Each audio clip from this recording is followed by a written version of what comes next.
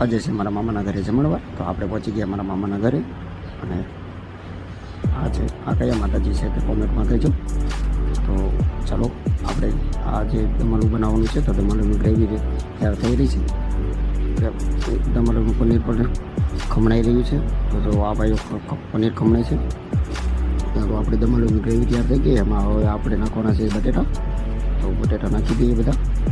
અને આપણે કાઉન્ટર જે રેડી થઈ ગયું છે, પૂરી છે અને જમવાનું છે. આ બધા જમવા બેસી ગયા છે.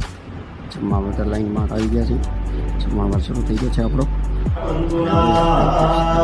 કથાની પૂજા શરૂ થઈ ગઈ છે.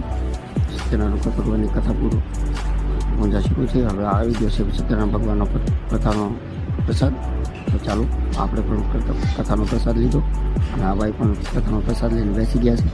તો કેવી સ્માઈલ આપે છે.